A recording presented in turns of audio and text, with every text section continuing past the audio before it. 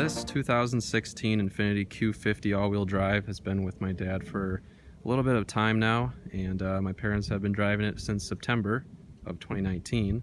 It's got 17,500 miles. Original tires, they're Bridgestone Potenza RE 97 AS all-season run flats. They're a little stiff. Typically, my parents underinflate them by about 2 psi, so they're recommended at 35 psi, but they do 33 psi because it just rides a little rough and they're a little noisy. I would say the Pirelli P7 Cinturato all-season run flats that are on my Giulia Q4 sedan are probably a little bit softer riding than these and a little bit quieter. But overall, and this car doesn't come with a spare tire either, which is kind of a disappointment, but you know, it's not too bad overall.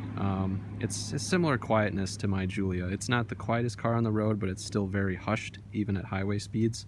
The one thing that I can compare to my Giulia is that this is a 6-cylinder twin turbo versus the Giulia is just a single twin scroll turbocharged engine, and that car gives me about a little bit more turbo lag.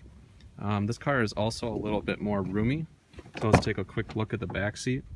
Has a little bit more room, and I think there's optional heated rear seats on these too, so which is pretty nice. But we'll step inside, close the door.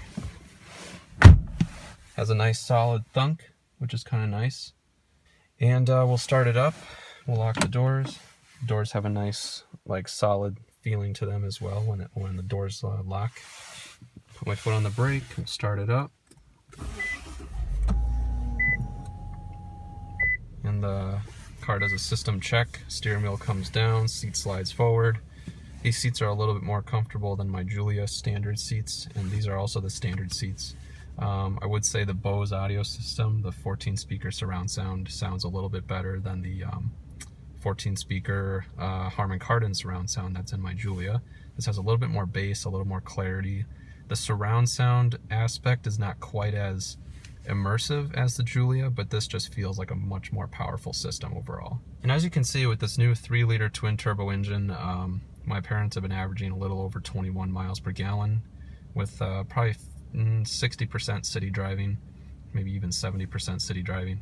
I've heard of a lot of people on the forums that will get 30 miles per gallon pretty easily, going 70, 75 miles an hour on this car, so this doesn't get that bad of gas mileage for the 5-second 0 to 60 that this car can do, which is, on paper, is pretty much identical to what the Giulia 4-cylinder turbo is, but in actuality this car feels like it has a lot more punch because it has 6 cylinders instead of 4, and twin turbo liquid turbochargers that are both twin scroll turbos provide a lot of punch, in my opinion. So overall, this car is super nice. I think the interior feels just a touch more premium than the Giulia, but the styling is a little more, I wouldn't say generic, but a little more traditional.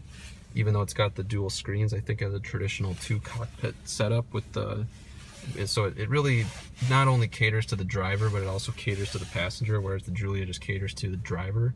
The Giulia is more of a pure focused driver's car, and this car is a little bit more comfort oriented, a little less sport, but it's still a sports sedan nonetheless. The steering is great. If you don't get the direct adaptive steering, the normal electric power steering is still very responsive and very nice.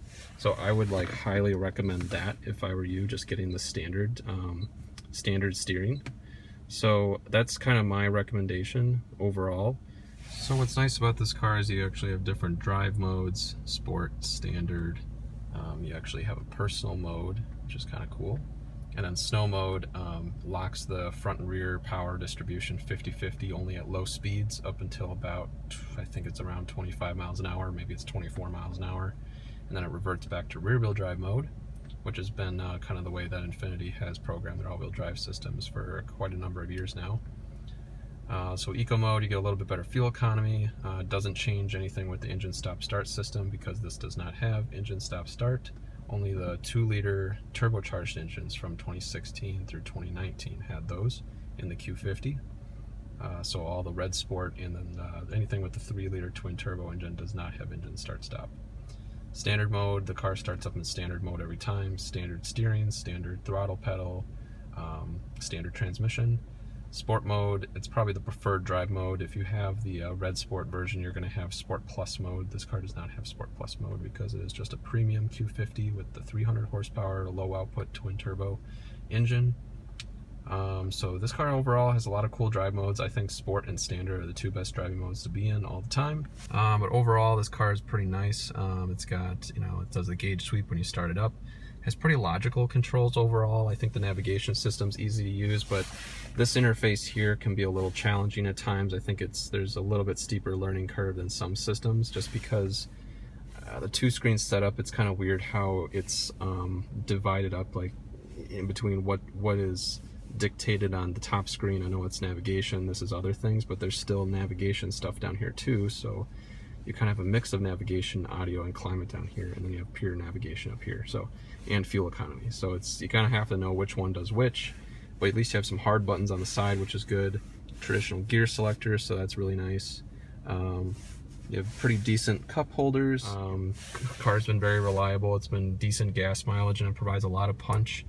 I'm pretty sure under ideal scenarios, both the Giulia and this car will get 4.7 seconds 0 to 60, but in everyday around town driving, this car feels a little more responsive because it has almost no turbo lag, because it has two turbos that are liquid cooled, so it's not affected as much by the ambient air temperature outside. And it's also got each turbo is twin scroll turbo, and it's got 6 cylinders, so it's just much more responsive in around town driving. So even though on paper the 0 to 60 is about the same. Overall, I mean, this is a great car, and I look forward to giving you guys more perspective on it as the years go by. And this car, like I said, 17,551 miles, and we'll see just how well it is. This is the first year, this was the refresh year for the Infiniti Q50, the 2016, with the new electric power steering for the standard models, the new engines that were available, new suspension that was slightly tuned for a little more comfort and sport, and then a lot faster processor for the screens. So we'll give you guys a good perspective on this as the years go up and the miles roll on by, and hope you guys enjoyed this video. And if you have any questions about this 2016 Infiniti Q50 3.0T Premium, just let me know, and provide your comments in the section below. Hope you guys enjoyed this review, and I will talk to you guys later. Thank you for watching. Have a good one.